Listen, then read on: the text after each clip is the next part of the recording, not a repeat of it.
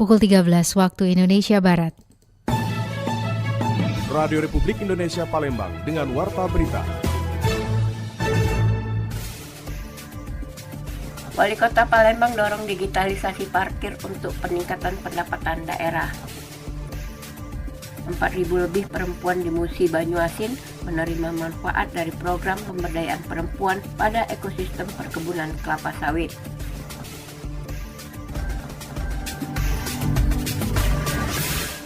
Itulah diantaranya informasi yang kami hadirkan siang hari ini Rabu 27 Agustus 2025 yang berhasil dihimpun tim redaksi RRI Palembang. Bersama saya Esi Armisi, inilah Warta Berita selengkapnya.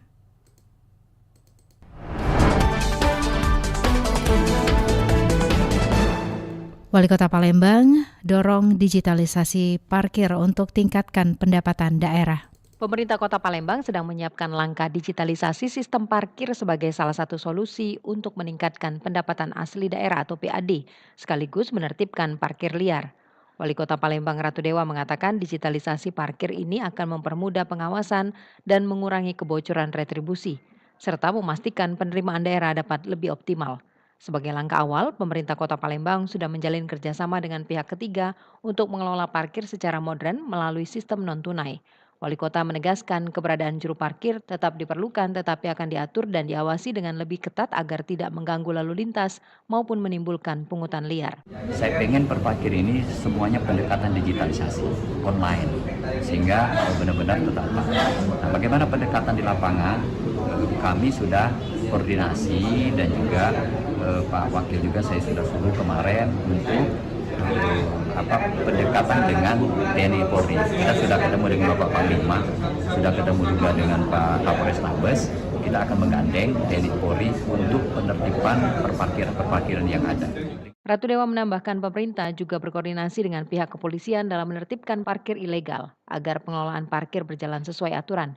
Melalui penerapan digitalisasi ini, pemerintah kota berharap persoalan parkir di Palembang dapat lebih tertata sekaligus memberikan kontribusi nyata bagi peningkatan PAD. Beralih ke informasi selanjutnya, pihak sekolah khususnya guru diharapkan dapat terus memastikan makanan pada program MBG layak konsumsi sebelum dibagikan. Ikatan Dokter Indonesia di Kota Palembang tetap mengharapkan agar upaya pemantauan terkait makan bergizi gratis di tiap sekolah dapat terus ditingkatkan. Hal tersebut diungkapkan anggota Ikatan Dokter Indonesia di Kota Palembang, Dr. Zulkar Ali. Menurutnya sejauh ini upaya yang dilakukan oleh pihak sekolah maupun panitia pelaksana MBG sudah terbilang sangat maksimal. Namun pihak sekolah khususnya guru diharapkan dapat memastikan kondisi makanan agar layak digunakan atau konsumsi. Mendengar diupayakan dari dari Badan Gizi Nasional itu sudah mengupayakan agar makanan-makanan itu lebih lama bertahan, tidak basi. Namun demikian bagi para guru kita harapkan ya untuk check and recheck. Jadi sebelum diberikan kepada anak, upayakan dilihat dulu makanannya apakah sudah kedaluarsa atau tidak. Itu yang paling penting. Dirinya juga menambahkan jika upaya pemberian makan bergizi gratis yang dicanangkan oleh Presiden Prabowo Subianto merupakan langkah yang tepat. Hal ini ditujukan untuk memastikan bahwasannya gizi pada anak-anak dapat terpenuhi melalui lini sekolah. Dari Palembang, Sumatera Selatan, Aditya melaporkan. Pendengar, tim gabungan berhasil memadamkan kebakaran hutan dan lahan atau karhutlah di Kecamatan Sungai Keruh, Kabupaten Musi Banyuasin seluas 4 hektar dengan vegetasi berupa lahan tebas tumbang di tanah mineral milik warga setempat. Tim merupakan gabungan Badan Penanggulangan Bencana Daerah BPBD Muba, TNI Polri, kemudian Manggala Agni dan personil perusahaan serta perangkat kecamatan.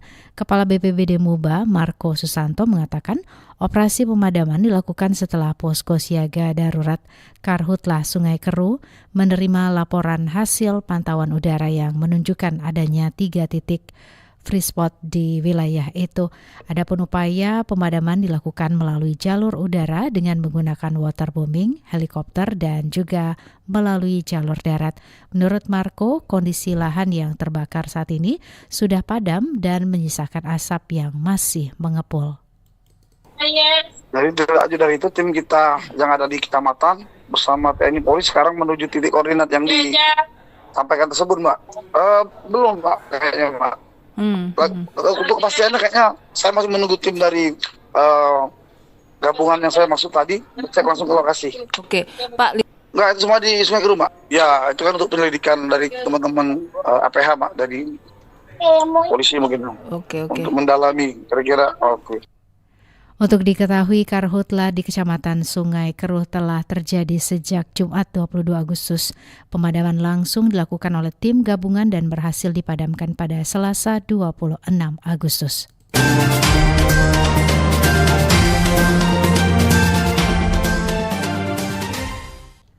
4.000 lebih perempuan di Musi Banyuasin menerima manfaat dari program pemberdayaan perempuan pada ekosistem perkebunan kelapa sawit.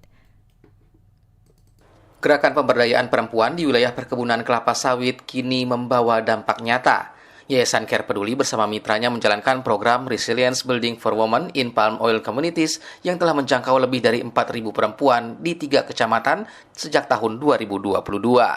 Salah satu bentuk nyata dari program ini adalah terbentuknya Kelompok Usaha Ekonomi Perempuan atau KUEP yang aktif mengelola usaha simpan pinjam serta berbagai kegiatan ekonomi lainnya. Sekretaris KUEP Desa Tegal Mulyo, Kecamatan Keluang, Rifa menjelaskan kepercayaan warga terhadap koperasi yang dikelola perempuan kini terus meningkat. Usaha yang dijalankan para anggota mayoritas di bidang kuliner, kriya, dan jasa, termasuk perawatan kebun sawit dan peternakan kecil. Selain meningkatkan pendapatan, gerakan ini juga membangun solidaritas sosial dan kepercayaan diri perempuan desa. Di desa kami ini ada simpan pinjam dari KUEP yang saat ini sedang berlangsung ya. Jadi di desa kami KUEP-nya sangat maju di bidang simpan pinjamnya seperti itu. Jadi kami merangkul UMKM yang ada di Desa Tegal Mulyo untuk memanfaatkan simpan pinjam dari KUEP tersebut untuk memajukan UMKM mereka. Program Yayasan Care Peduli merupakan bagian dari komitmen Yayasan Care Peduli untuk mendorong peran perempuan dalam membangun desa, terutama saat menghadapi tantangan ekonomi di masa peremajaan sawit rakyat. Riana Pridani melaporkan. Beralih ke berita selanjutnya, Dinas Kesehatan Sumsel menggalakkan program pemberian obat pencegahan massal atau POPM cacingan bagi anak usia 1 hingga 12 tahun melalui puskesmas di 17 kabupaten dan kota. Kasus balita meninggal akibat cacingan di Sukabumi menjadi peringatan bahwa penyakit yang kerap dianggap sepele tersebut bisa berakibat fatal bila diabaikan. Menyikapi hal tersebut, Dinas Kesehatan Provinsi Sumatera Selatan terus menggalakkan program pemberian obat pencegah massal atau POPM cacingan bagi anak-anak. Program ini dilaksanakan dengan mendistribusikan obat albendazol melalui puskesmas di 17 kabupaten dan kota. Sasaran utamanya anak usia 1 hingga 12 tahun yang diberikan obat sebanyak 2 kali dalam setahun. Tahun ini mencakup POPM di Sumatera Selatan tercatat telah menjangkau lebih dari 1,56 juta anak atau 96,74% dari target. Angka ini melampaui target nasional sebesar 78% sekaligus melampaui capaian Sumatera Selatan pada tahun 2024 yang mencapai 95,44%. Kepala Bidang Pencegahan dan Pengendalian Penyakit Dinas Kesehatan Sumatera Selatan, Ira Primadesa mengatakan, langkah pencegahan sangat penting untuk melindungi tumbuh kembang anak. Pencegahan ini penting karena cacingan dapat mengganggu pertumbuhan, bahkan berujung pada kematian. Pencapaian ini berkat sinergi dengan berbagai program, termasuk perbaikan sanitasi dan bedah rumah yang tidak layak huni. Upaya yang sudah dilakukan oleh Dinas Kesehatan Provinsi Sumatera Selatan, kita juga berkoordinasi dengan Dinas Kesehatan seluruh kabupaten kota di Provinsi Sumatera Selatan itu, antara lain kita pemberian obat cacing albendazol itu setahun 2 kali. Kemudian kita mendampingi survei kecacingan dengan BLKM di beberapa kota dengan hasil 0, artinya tidak ada yang terpapar.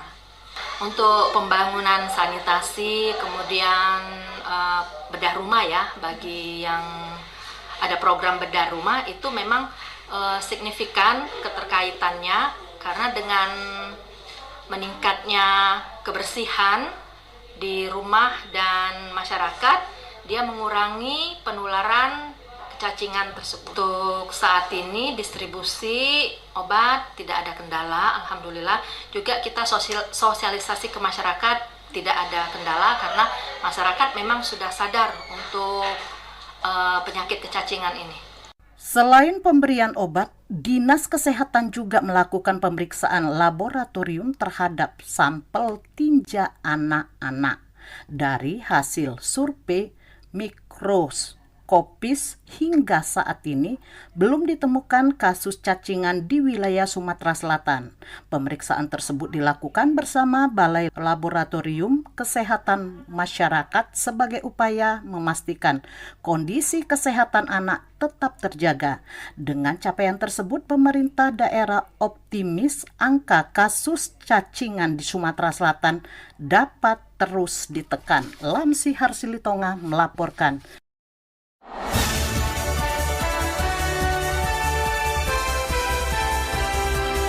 Warta Berita Radio Republik Indonesia Palembang.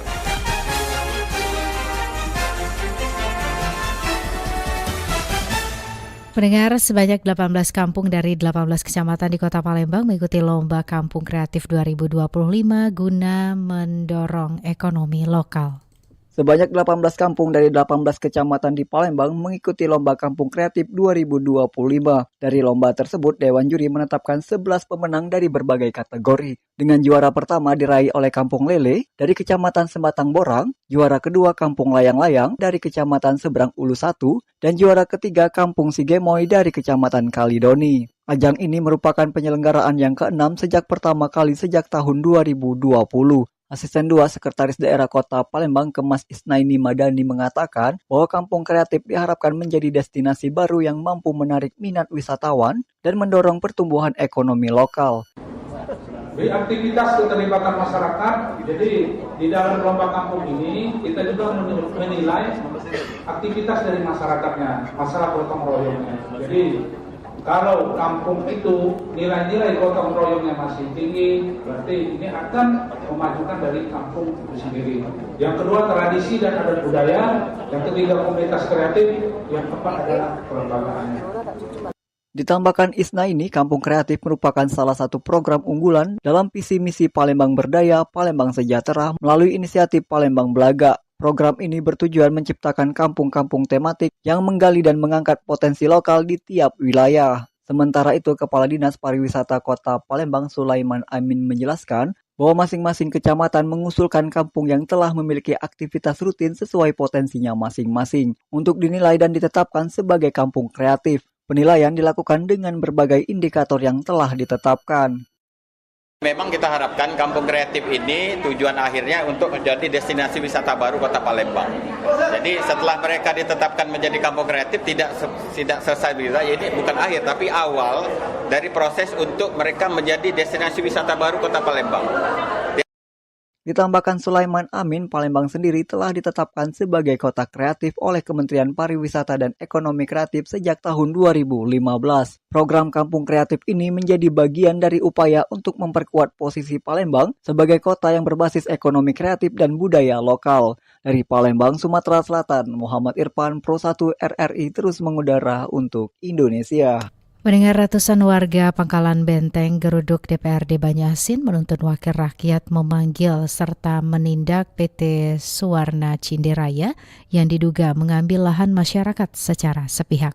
Ratusan warga desa Pangkalan Benteng, Kabupaten Banyu-Asin menggelar aksi di depan gedung DPRD Banyu-Asin pada Selasa 27 Agustus 2025. Mereka menuntut DPRD Kabupaten Banyu-Asin untuk segera memanggil serta menindak PT Suwarna Cinderaya yang diduga telah mengambil lahan masyarakat secara sepihak. Herman, salah satu perwakilan warga dalam orasinya mengaku masyarakat kehilangan ratusan hektar tanah yang telah digarap turun-temurun. Aksi ini dilakukan untuk menyuarakan keresahan warga yang sejak 2018 belum mendapat kejelasan terkait hak atas lahan mereka. Herman menegaskan menyatakan bahwa masyarakat sudah bertahun-tahun menghadapi tekanan dari PT Swarna Cinderaya. Ia berharap DPRD Banyuasin segera bertindak sebagai perpanjangan tangan rakyat. Menurut Herman, perusahaan tersebut telah menguasai lahan tanpa persetujuan warga. Hal itu tidak hanya merugikan secara ekonomi, tetapi juga menimbulkan keresahan sosial di tengah masyarakat.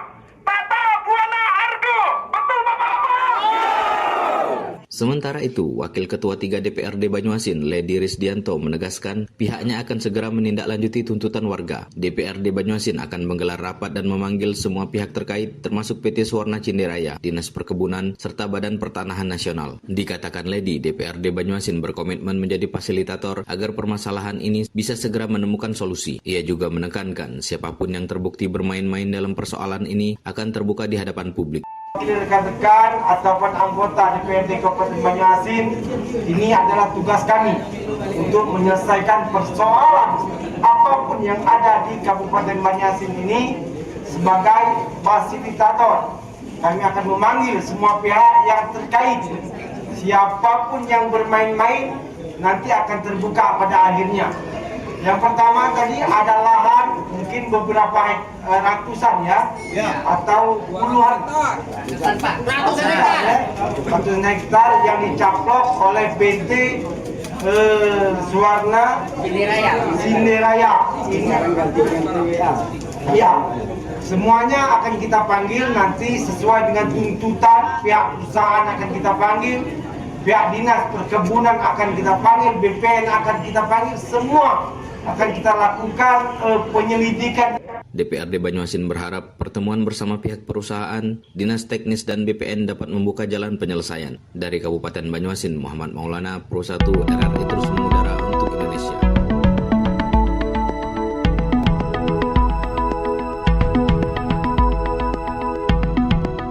Informasi tadi mengakhiri Warta Berita Siang ini, produksi Radio Republik Indonesia Palembang. Informasi lainnya dapat Anda akses melalui website kami rri.co.id dan WhatsApp channel RRI Palembang. Juga ikuti media sosial terverifikasi kami Facebook, Instagram, TikTok, dan X @RRI Palembang. Kami juga membuka ruang aspirasi bagi Anda untuk menyampaikan sejumlah persoalan dan peristiwa yang berada di sekitar Anda melalui line WhatsApp di 0821 7927 9090 serta pesan chat melalui RRI Digital. Mewakili kerabat kerja yang bertugas, saya Esi Armisi mengucapkan terima kasih atas perhatian Anda. Selamat siang dan sampai jumpa. RRI terus mengudara untuk Indonesia.